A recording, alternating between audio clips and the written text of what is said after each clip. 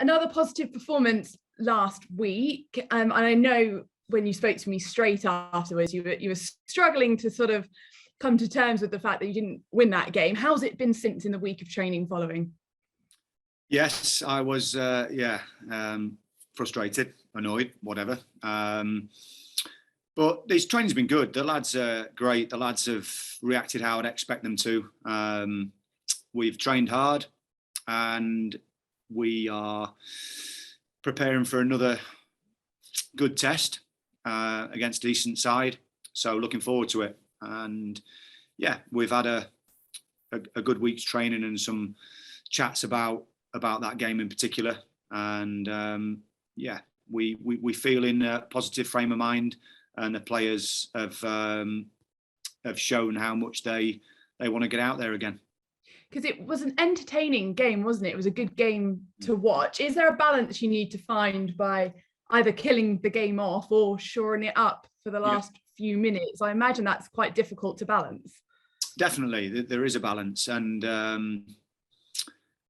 you go through periods of a game, don't you, where you're in the ascendancy and you get chances, and you have got to kill teams off because all teams are dangerous, and especially at set pieces. And the disappointment was that there were several sort of scenarios before we even concede the corner where we can affect the play, and that was something we've discussed both watching it and also on the training ground, just to put these sort of situations as best as we can into practice. I know it's very different when you're over the white line than training, but yeah, we've tried to run through it a fair few times since.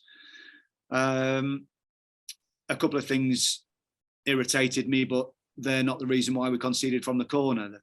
You know, I was consistently on the day trying to pinpoint where free kicks and corners and things were taken, and they were incorrect. And I can accept 2 or 3 yards, but I can't accept 15 or 20. And it's something that we've got to be better at in the league, officiating, because that's unacceptable. To have a free kick probably 20 yards away from where it actually happened. I'm not for 1 minute saying that that's the reason that we conceded. We didn't defend the corner, and I 100%. But there are rules in place for a reason. And if it's 2 yards, I'll accept it. Maybe that's not great, but 15 or 20, no, not good enough. And that's irritated me, to say the least. Yeah, I can imagine. It did seem like there was a bit of boiling over, wasn't there? There were a few bookings at the end of the match as well. It did seem that there was a lot of yellow cards for both sides. Yeah, you know, it's a competitive game, isn't it, football? And there's a lot of emotions in it, whether you're a fan or a player or a coach or in any capacity. When I spoke to Cookie after the game, the manager was very complimentary of the team, and thought he'd got away with one. But you know, that's all well and good. We've got to see it out. But the performance was very good. I think the last home game we were all disappointed with the way the team performed, which is unacceptable when you're at home. So you know, anyone who watched it Saturday knew that we were well in a game, and had periods when we were well on top. We've just got to see it through, and that's the big message that's been driven home this week.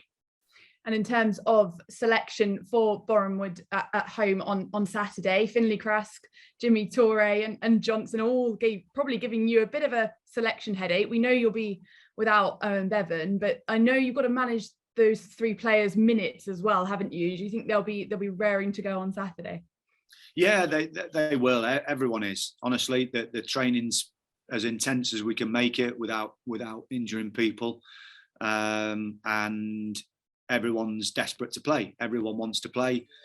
Everyone wants to keep the place. I understand that, and I've said that this morning. You know, when there's situations in training where you get into the absolute point where they are training at the maximum intensity, there are emotions spilling over, and that happens at every club up and down the country at every level. And we've got to try and just taper that a little bit, just to make sure that they stay fit, and are peaking at 3 o'clock on a Saturday afternoon or whenever we play. So I've been very pleased with the reaction of the players, no doubt about that, this week. And they're looking forward to playing at home again. And is that a good moment that you were able to have that full week of training rather than a midweek match? Because a few of them are still coming up to fitness, aren't they? Yeah, they are. Obviously, it was interrupted with something that we can't help on Monday, which was obviously very important to the nation. And but it does help. As a player, when you're in the team and you're playing, you want to play every game. You want to play Saturday and Tuesday and the following Saturday and Tuesday. That's what you want, because you prefer playing games than training. As a coach and manager, it's different. You want to work on it. You want to get your sort of ideas across, and then the players put them into practice. So we've focused a lot on some of the things that we think we can get better at. But there's still major positives within what we saw Saturday and what we're seeing against some very good sides. You know, teams aren't coming here to roll over. Teams are coming here very well set up, good structures, good squads, and as we all know, you know, it's a competitive league. But I have to say, looking out there this morning at the pitch, what a place to play your football! What a football club! And that's what the players have got to feel when they roll up here every Saturday and get ready. And as I say, I can only say this week the attitude's been spot on. And as I say, we are getting to the 10-game mark where everyone sort of looks at where the team is, but we're still at that stage, aren't we? Particularly in this league, as you say, anyone can beat anyone. One win, and then you climb up quite a few places in the table. It'd be a good opportunity on Saturday to get that win. Definitely. That's right. We need that. We need a little bit of momentum to get a run going, and we know that it can soon change. We feel like we're in a false position, but we are where we are, and we can't do anything about that. It's there in black and white, and we've got to deal with it. And it's the same with results. They don't say anything underneath them. They just give you the result, and that's fine. We've got to deal with it, and we've got to make sure that we are robust enough and determined enough to get higher up that league, which is what we want. And we go into every game the same. We go into every game wanting to win it, and that'll be the same on Saturday. And talking about Saturday's opponents, Boreham Wood, I mean, every year it seems that they lose some key players, but they're still right up there. Best away record in the league so far this season. Luke Garrard's done a brilliant job there, hasn't he? Yeah, Luke's done a great job. Good lad, get on with him. Sets his teams up well. The club have shown that faith in him, and he's shown it back to them, and it's a good partnership. So they've had some really good moments over this last few years with cup runs and with playoffs and challenging. So massive test for us. They've got some really good players that we're aware of, but we want those tests. We want those tests. We want good teams to come here. We want to pit ourselves against everybody. And yeah, it's one game to look forward to. Again, they don't concede very much. Is it again starting that game as you did last weekend on the front foot, so that getting that early goal, it really lifted Huish Park, didn't it? Yeah, I mean, we do try that, as you know, as most teams do. It's not rocket science in it. Most teams, most teams want to start well. Most teams want to be on the front foot. Thinking a lot of the games we've had, we have. We've maybe not taken a chance in those first 5 or 10 minutes of a game, and it does help. We probably had the reverse, didn't we? Where we sometimes have a long way to go to, or have had in some instances to defend a lead. And we've looked at a few scenarios where we've got to take our chances when we're on top, or we've got to see games out. But I won't be alone in saying that. There's another fair few managers saying the same up and down the country at the moment. Yeah, and I guess ahead of the game, have you got any sort of injury concerns, or are you just going to sort of see how they are over the next sort of 24 hours? A couple. We're competitive, that's for sure, with our training, and there may be one or two that are just fighting on the edge of it, which is admirable, but we don't want someone to be a hero and be out for 6 weeks. So you've got to know your body, and that's what I'm trusting some of the lads with, to know your body so that you can be at your peak. So yeah, we've got enough depth for somebody to come in and take their chance.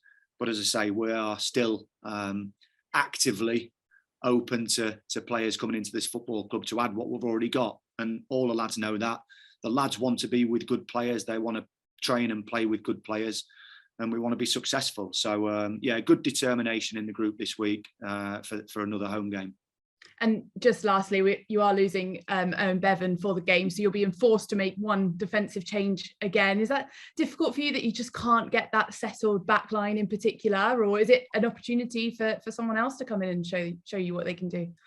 Yeah, always opportunity as a player, isn't it? That's always what you want, what you train for. You don't want to go weeks and months on end without getting a chance. So it's important for those boys to be ready. For Owen in particular, it's fantastic for him. It's a really good experience for him. I think he's definitely shown that he's got that real strength and determination as a young player, with a bright future, no doubt about it. So for now, it's good luck to him. But at the moment, we can't think about him. We've got to deal with the opposition on Saturday. And there's players chomping at the bit, that's for sure, to slot in. Well, thank you, Chris, and good luck on Saturday. Thank you very much. Morning, Chris. How are you doing? Good, thank you. How are you? Not so bad. You can't see me purely because I'm trying to improve the signal, because I'm stuck out here in the no sticks. Problem. You know. No, we don't get a good internet out here. It'd probably be better if you couldn't see me, wouldn't you? That might be better. My northern. I wouldn't say that at all. At least you've got the ground in the background, haven't you? At least you've got Huish Park in the background, which is great. That's right. Yeah. I mean, you do sport it a bit. No, I didn't mean that, honestly. No, seriously. After the game, you were very much an angry man, and you said that the dressing room gets. I mean, just how angry did they get after that game? Because it was everybody felt, oh well, this is going to be the one, and a good win against the top of the table seed, and then bang, they go and concede a goal, and that blasted F word gets into it again, doesn't it? Yeah, it was frustration in the right way. When you open a changing room up sometimes, and it becomes a sort of free for all, and you emotion takes over, and you're not sort of saying the right things. But if it's done in the right way, if it's done in the right aggression, constructively, then great, all for it. And they want to do well. They know the responsibility they've got of playing for the club, and I know that I've got that managing the club. We're all very aware of that. We know. But what I can't do is I can't complain about their work rate and their desire.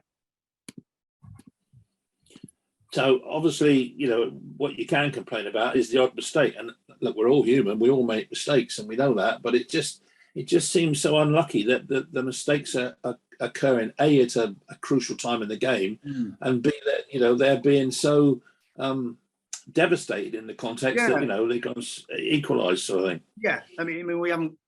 It's we take a lot of time on set pieces, as most teams do, and sometimes an individual can switch off, and when they do, it costs you, and that's how I'd summarise it. I think when you're on top, you've got to put a game to bed, and even though they're a side top of the league riding high, we played well, and I've got no complaints about that. But yeah, you're absolutely spot on. It's them time to figure him out. Our commentary team will watch it.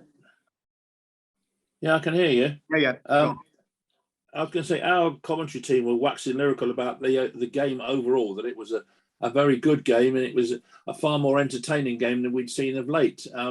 Did you make a conscious effort to try and get a more entertaining brand of football being played? Yeah, well, that's the idea every week. I think the York game was disappointing, and that was the flat one, which we were really disappointed with. But us back to our, what I would class as what I want from my football team. And that's why I was so disappointed for them. And I told them, listen, I can come out and front it up, no problem, and I'll back you 100%. But what I need to rely on people, and those people I can rely on will stay in the team. Because in those critical moments, you need that little bit of leadership to see something out that's quite structured. It's not a free-flowing goal where someone's put the ball in the top corner from 30 yards. It's a corner that you can organise at, and you can be disciplined and you can deal with. So that was why I was extremely annoyed. What I won't do though is I won't dwell on it for too long, because the boys don't want that. They want to then know what they can do in the next game to win the next game, and that has to be the next challenge. And that's the way it has to be in football when you're on the coal face, as I call it. Yeah. And that's what we've done. That's what we've done. Focus on the next game. Work very hard on the things that we think we can get better at. But in the main, I was very happy with the bravery that the boys showed, the way they applied themselves for the majority of the game. And even after the goal that was scored from the corner, we probably still had 4 or 5 minutes where they didn't sit back. They weren't back on the front foot. They tried to get the winner. And but for a foot of Jimmy not quite getting his shot right, we do win it. So to be honest, it was heartening with the way they reacted from that, and it was good to see the fans see the team play well. But we know what we've got to do, and we've got to see games out when we're winning, and we've got to make sure we perform for our home fans every week. And to be fair, the supporters are supporting the team, and that must be satisfying from your perspective, because at least they're liking what they're seeing. They're brilliant. I mean, I knew that already before I came to the club. It's an unbelievable set of fans that are loyal and honest, and you can't ask for more than that. And if you've played bad, they'll tell you you've played bad. Absolutely no problem. And if you played well, they'll certainly tell you that. Yeah. So we've got no complaints about that. We tried to do the right things for the majority of the game. And as I say, a couple of decisions probably were made that were incorrect, but that's not just the players, that's also the officials. And I know it's a small point, but it's a huge detail when you're talking about a transition of play where a ball can be played diagonally across a pitch when everyone's got time to set up, or when the ball's thrown to another player 15 yards or 20 yards inside the field, which suddenly changes the whole dimension of play. That's what I can't accept. But as I say, it doesn't take away from the fact that we've got to do our jobs at a set piece. Do you think, though, that the National League, because of the very nature of the National League, that we're going to get referees that are basically doing their apprenticeship almost, but out in public? Yeah, without a shadow of a doubt, that is the scenario we're faced with, and I get that, and I'm not for 1 minute saying it's not a very, very difficult job. It is, without a shadow of a doubt, and I've got a lot of admiration for officials because they have to contend with a lot in football, no doubt about it. But don't have your back to play. Don't have your back to play. Open yourself up, as you say to every footballer. Open up to play. Open yourself up as an official. Watch play, and get those very basic details correct. That's all I would ask for. Well, best of luck on Saturday. Always a difficult game, Boreham Wood. I mean, are the two that you have got slight doubts on injuries going to be definitely out, or are you hoping to get them fit in time? Yeah, it's touch and go, but we've got players chomping at the bit, no doubt about that. But we're going to review it tomorrow in training, and then a decision will be made. But as I say, that there's enough there. The lads are really looking forward to it, and fantastic that we're playing at home again. Yeah, absolutely. Well, best of luck, Chris, and hopefully 3 points. Yeah, thank you very much. Thank you. Hi, Chris. How are you doing? Hello. All right. How are you? Yeah, not too bad, thank you. We've touched on the manner of how you conceded goals. Was also a disappointment in the timing of conceding both goals within 10 minutes of taking the lead. Yeah, you're right. And both set pieces, and it's something we've looked at. We know that sometimes you're out of balance when you've scored, and you're still thinking about that, and things are crossing your mind. You've got to reset. You get shape again, and you've got to organise, and that's absolutely vital, especially with the amount of set pieces that are scored. Certainly in this league, in fact, in any league. So aware of it, discussed it at length. We've looked at the goals. We've put those situations back on the training field, and we've asked for that organisation and leadership, because we know we've got players that can do it. Ultimately, as well, it's about us when we are creating, when we are on top, scoring and scoring more goals. So that's something that we've talked about as well. So there's lots to reflect on after that. But as I say, the reaction I got, the fight and the determination and the bravery to play was spot on.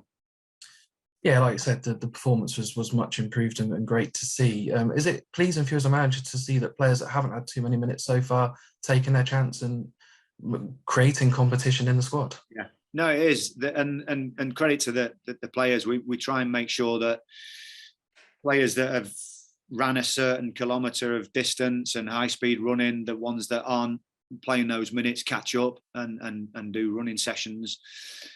But they also have to have that drive within themselves to know, and you gauge your body as a footballer. You know whether you need to do a little bit more, and they have done, and they've done that after training sessions, which is a credit to them. So they're the most important lads, aren't they? And it's said by many managers at different levels that you've got to try and make sure that you look after the lads that are out the team, because you're going to need them very, very quickly, and they have to be ready. So that's something that's been really pleasing. It's really difficult because you can't please everyone all the time, and there is disappointment. Even when you've got a small squad, there's disappointment because people are missing out, especially with 5 subs. But the professionalism of people, because they are professional footballers, is to be ready. And the brutal facts of football are: be ready, get in, and take your chance to stay in the team. And that's what I want them to do. And before the game, the players and the staff were showing their support for the Derby Rimmer Foundation and Marcus. How has the club felt the support from elsewhere, and Marcus in particular?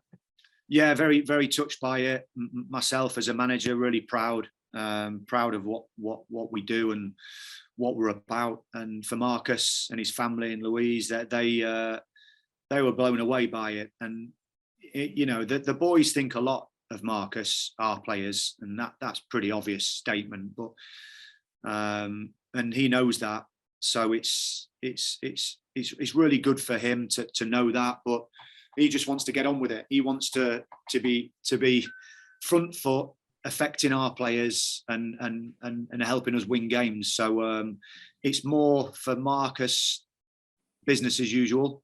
But yeah, you're right. The support was brilliant, and I thank everyone for that, because it's vital to raise awareness as well as showing our respect and our support to Marcus. It's also about raising awareness, isn't it? And helping anybody we can in the same situation. Definitely. And some of the players yesterday took time out to hit the golf. How was the day, and did it bring the team sort of together on the range? Yeah, those that were brave enough to step up onto the first tee did play. Those that didn't probably went and had a massage and a relax and put some nice scented candles on. But those that were up for it stepped up to the first tee. So it was great. But it was great to see. There's so much support within the community, and there's a lot of businesses put a lot of money into this football club, which we appreciate. And then the lads are going around and having a bit of a laugh and talking about the games, and everyone's got their opinion, and we get that. All of us have an opinion about every team in the country, don't we? And it's good for the lads to see people and have a chat with them, and vice versa. And I think footballers sometimes are a bit reluctant to throw themselves in because they don't know what people are going to think of them or say about them. But it was great. We had a bit of a laugh. There was a great link between a lot of the businesses and a lot of our players. So I couldn't speak highly enough of it. And like I say, not only did it raise money for Alzheimer's, it also, I think, got just a little bit of a better link between ourselves and essentially the people that spend a lot of money and sponsor the football club, which is important. I think nowadays, I don't know if there's an even bigger disparity between maybe Premier League footballers and a fan. I think there is. The sort of one and only documentaries have helped, haven't they? So you sort of see a player and you understand what they go through a little bit more, albeit they're on 300 grand a week. But that's a great opportunity for someone to have a chat with a player and probably say, well, why did you miss that chance on a Saturday? But in a good way. Yeah. And I was certainly asked a few questions about the team, but that's what we want. It was a positive day all round.